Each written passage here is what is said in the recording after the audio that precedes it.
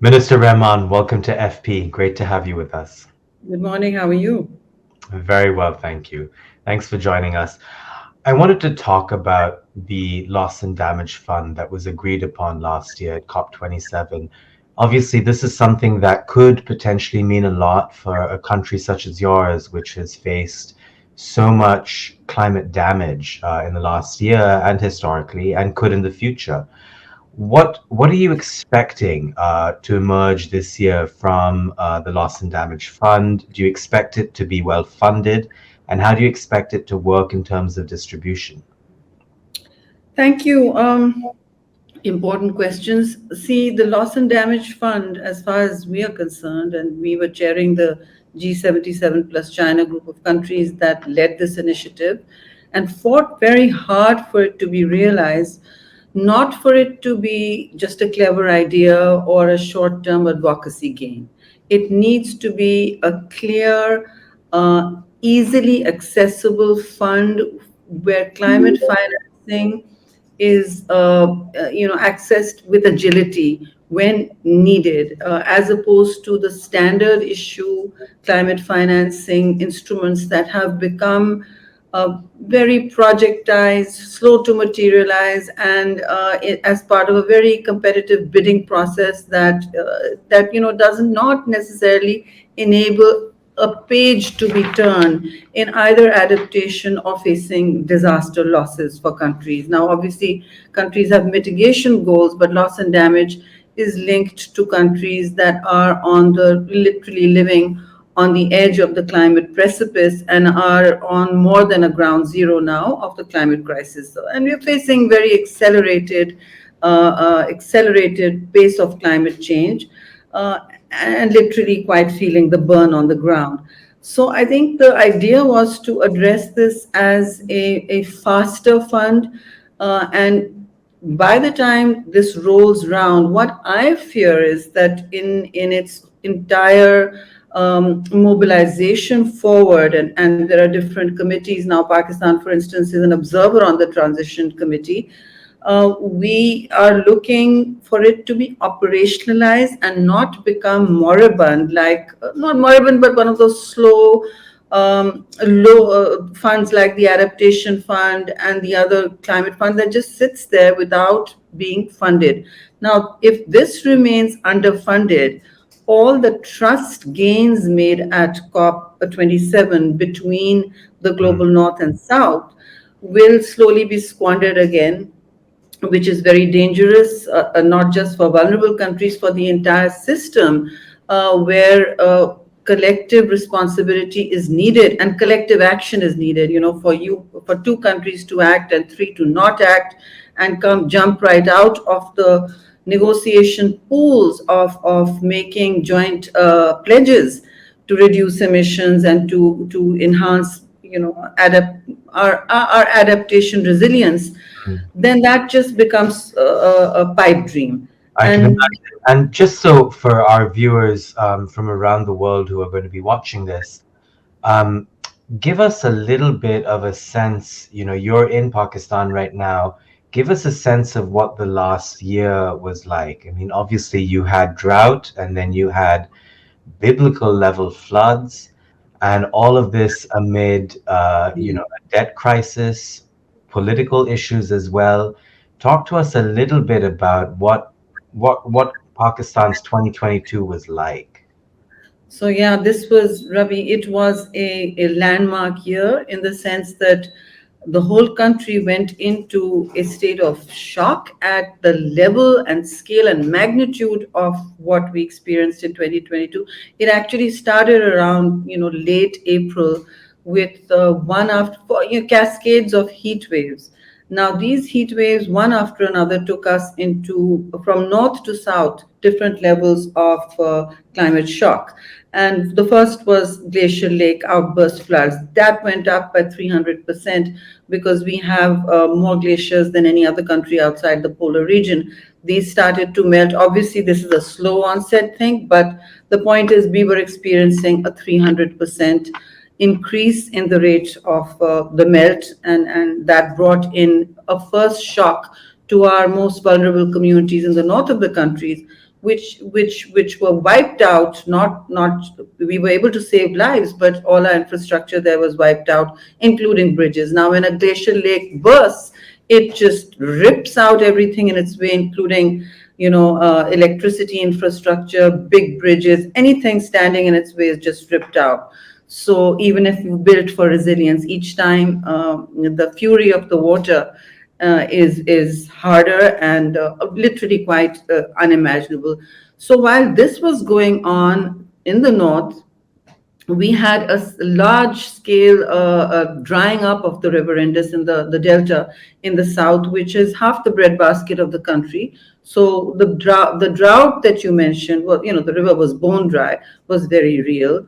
Crops started burning up, and we were at a place where there was flash flooding in the north and drought in the south. And then, of course, where I am in the capital, it's a beautiful capital with a verdant, very serious forest cover. Those went up in flames with forest fires that just would not go out from Balochistan to Khyber Pakhtunkhwa. These are our provinces, and three provinces were in the middle of very serious forest fires. That for one, we had to bring in a Bowser plane from another country to douse it, and right after this, we had this cataclysmic flood that impacted 33 million and transformed the country's topography for, I think probably forever. Wow. Yes, I think the lakes that have formed in the south, some 1,000 kilometers, may not go away. They've been pumping and pumping the water, but since the sea level is also high now, and that water has nowhere to drain, it's very difficult to say when these lakes, if at all, they'll ever drain. So yes, for us, loss and damage was very important. Right after this flood, it signified to us a down payment on our collective futures. But I'm quite afraid that the check may just remain in the mail, right?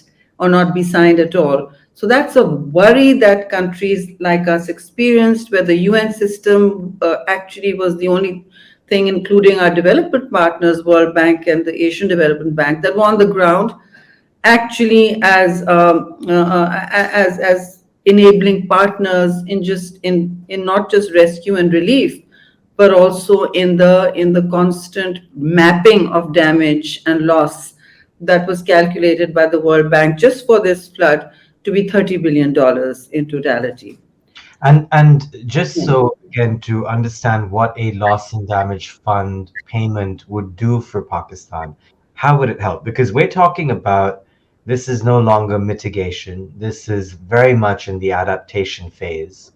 And loss and damages would help Pakistan deal with the fallout to some extent. So you see, we were hoping, and right now it's a very incipient plan. I mean, the loss and damage has not been operationalized. It is still discussing. The transition committee is going through modalities, and there's a worry that these kind of funds may not be designed to meet the needs of the onset of terrible unpredictability, of the exogenous shock that countries face, of the scale of vulnerability that we experience in very large numbers. So I think it's not just about Pakistan. It's about all those, especially small emitters, who then don't have any tools to change their future. I mean, if Pakistan goes completely green and renewable tomorrow, then we still will experience this level of burn. And we have been for 3 years running in the south of the country, the hottest place on the planet. 53.7 degrees is not fit for human cultivation or habitation, right? You can fry an egg on the pavement, but will you be standing there to eat it? It's that hot. So I'm concerned that we don't have funds that can be leveraged at scale, nor can they be accessed with the speed and agility that countries now increasingly need in what is boiling up to be a very dangerous decade for all of us. And therefore, it's a decisive decade. So whether it's a loss and damage fund or it is some other instrument, and right now we have the loss and damage fund right in front of us as a win for all those countries who could get an acknowledgement, a very powerful acknowledgement, that resources have to be transferred from the north to the south, as part of a bargain that we have seen over the years. The big emitters, the historic emitters, have therefore acknowledged that. But they have to move past this acknowledgement. The decolonial vibe of it has to actually yield gains. And right now, it is moving in the slow kind of pipeline that then often misses pledges made. Then the pipelines don't match the pledges. The ambitions, lag, go far ahead, and there's actually no action on the ground. So even on mitigation, we have concerns that if 1.5 is missed egregiously, which we seem to be well on the path to missing, I mean, 1.5 is not alive right now, then where do we stand? Last question. What are your hopes for the road ahead to COP28? A lot of what you're describing sounds Yeah. a lot of what So you're describing sounds quite dire. Are there any hopeful things that you are looking out for this year?